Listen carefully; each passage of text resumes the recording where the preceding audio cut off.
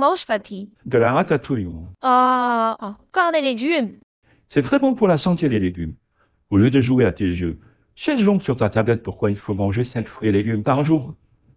Je m'intéresse tout particulièrement à la nutrition méditerranéenne parce que c'est un modèle nutritionnel qui permet de protéger sa santé à l'égard des principales affections qui nous guettent actuellement sur le pourtour méditerranéen. C'est sur ce pourtour qu'on trouve le plus grand nombre de centenaires. C'est ce modèle nutritionnel qui, à bien des égards, protège notre système de santé. Donc classiquement, on retient les enseignements de la pyramide de la nutrition méditerranéenne qui nous enseigne comment il faut bien se nourrir. Eh bien oui, c'est important de respecter tous les étages de la pyramide. Regarde-moi et mes copains.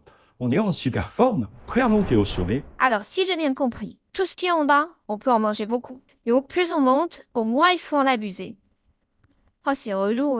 Le doc, il a mis des bonbons et des gâteaux en haut. Cette particularité d'avoir sous nos pieds l'ensemble des ressources en nutrition méditerranéenne, c'est une chance qui nous est donnée. Mais au fait, papy, il faut beaucoup d'eau pour faire pousser toutes ces cultures. Comment ils font pour arroser? Ils utilisent aussi l'eau du robinet? Eh bien, l'eau est indispensable à la production agricole, à la vie des animaux et des végétaux. Elle est utilisée pour irriguer les cultures et pour l'alimentation. Il existe plusieurs méthodes d'irrigation. Mais alors, si un jour il y a moins d'eau, on pourra plus rien faire pousser? Écoute, Pichou, tu sais, ici nous sommes sur un territoire très diversifié. Il y a beaucoup de variétés de cultures et différentes méthodes d'arrosage. Allez, papy, viens avec moi. Il faut faire partir 4GPT en mission pour voir ça de plus près. Oui, envoie-le à la maison du parc des Alpilles voir les deux compères Sylvain et Laurent. Ils sont super calés sur le sujet. Ils vont tout expliquer pendant que je finis ma ratatouille.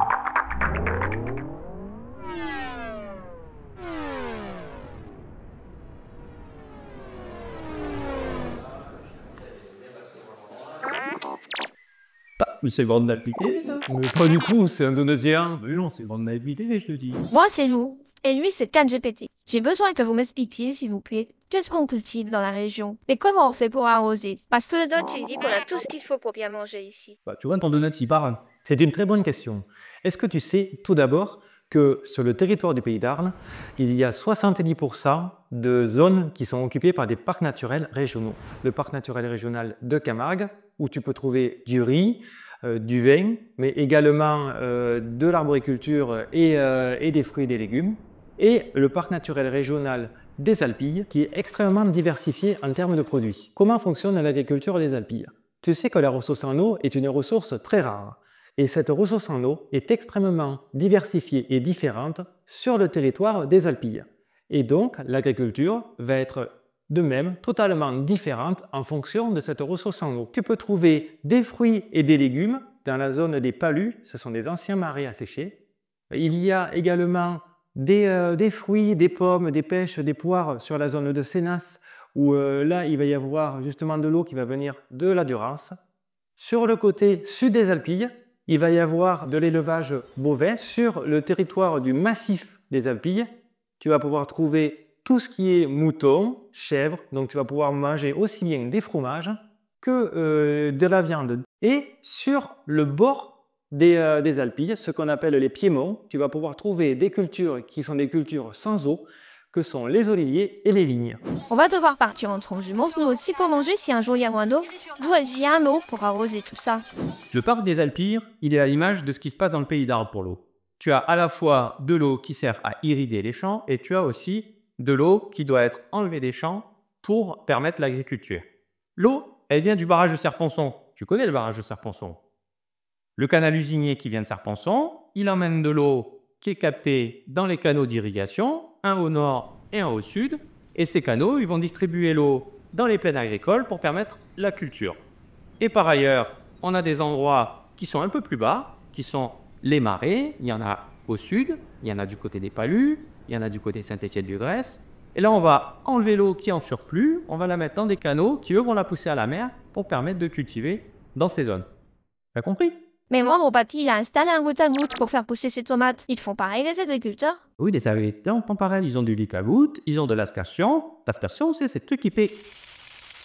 Mais non, ça, c'est les cigales. Oui, et aussi ce bruit-là. Et en fait, il y a aussi un autre mode d'irrigation dans les nappies, c'est l'irrigation traditionnelle, l'irrigation gravitaire. C'est-à-dire que l'eau, elle pousse directement du canal par gravité et elle va aller irriguer les champs. Mais ils font comment, les champs? Il y a des robinets? Tu crois pas si bien dire, dans les champs, il y a des martelières. Et grâce à ces martelières, chaque agriculteur prend à son tour de l'eau.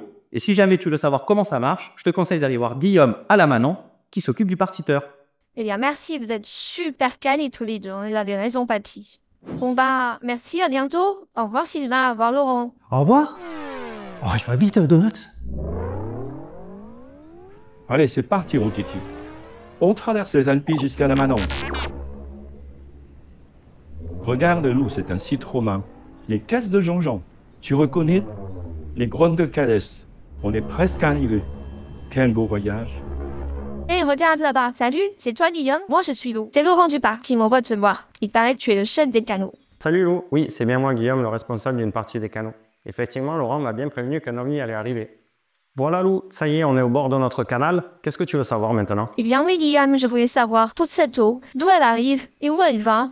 Au niveau historique, Adam de Craponne a demandé l'autorisation de dériver les eaux de la Durance pour alimenter des réseaux agricoles et des cultures qui sont primordiales aujourd'hui pour le territoire. Mais dis donc, c'est bizarre. Pourquoi il y a des pentes dans l'eau? Tu dois l'empêcher de couler? Lou, ce ne sont pas des portes, ce sont des martelières. Ces martelières nous servent à réguler le débit pour partager l'eau entre tous les usagers d'eau. Oh, mais je sens qu'il va nous faire une bonne vanne, lol. Ben écoute Lou, voici différents types de vannes.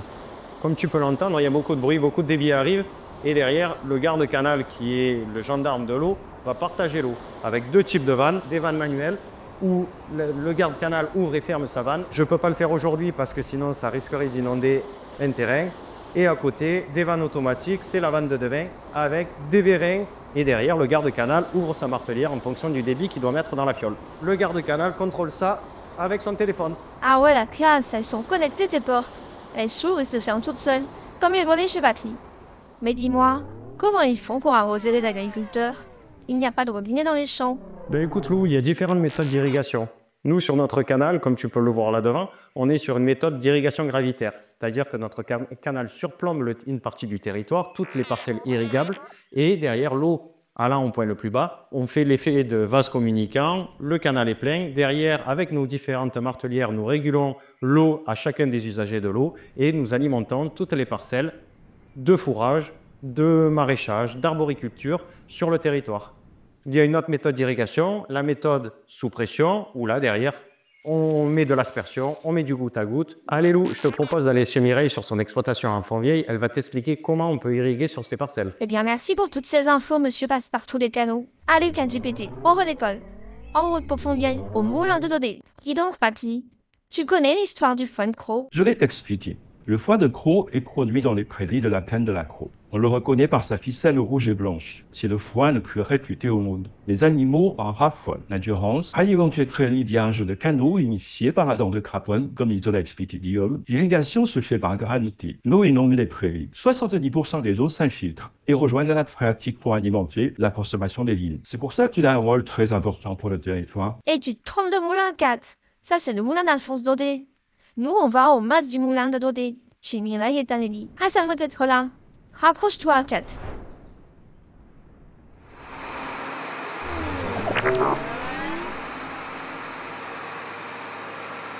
Mais c'est quoi ce truc? Ah, mais c'est Lou. Bonjour, Taneli. Bonjour Lou. Alors, c'est ça, les grandes cultures. Qu'est-ce que tu cultives ici? Alors ici, on cultive principalement des céréales, blé dur, blé tendre et orge, puis ensuite des légumineuses, lentilles vertes et pois chiches. Et ici, on transforme une partie des récoltes. Viens, je t'invite à voir mon atelier de transformation.